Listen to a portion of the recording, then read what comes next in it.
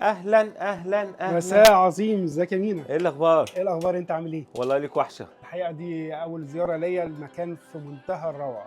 ده لسه في مكان تاني تحت بوضبه وهيبقى بعد العيد ان شاء الله. على حاجه خير. هتعجبك. لا لا لا، انت تستاهل كل خير. بمناسبه العيد، انت مش عامل حاجه جديده؟ مش عامل اكشن جديد؟ هو في عيد من غير تجمع لجروب العيله برضه؟ اه.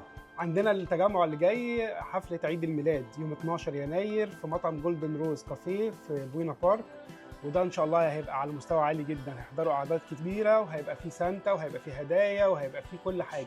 انا معاك في الحفله دي. بجد سبونسر مع جروب العيله في ايفنت خروجه عيد الميلاد، اكيد هتخش في دهب. ده الدهب اللي هيقدمه ام جي جولد في خروجه عيد الميلاد يوم 12 يناير في مطعم جولدن روز. انسيالين دهب هيتوزعوا على اكتر ناس هتحضر الايفنت دوت، هيعملوا فولو وشير وكومنت لام جي جولد، وكمان هيخشوا معانا على سحب من ضمن هدايا كتيره قوي هيقدمها سانتا في ايفنت خروجه عيد الميلاد مع جروب العيله الكبيره. شرفتنا ونورتنا يا استاذ فادي. ميرسي يا مينا، واحنا سعداء بيكم والله النهارده. ومستنيينكم يوم 12 يناير في خروجه عيد الميلاد مع جروب العيله الكبيره. انا معاك في اي حاجه. ميرسي جدا. معاك في ايفنت في اي حاجه.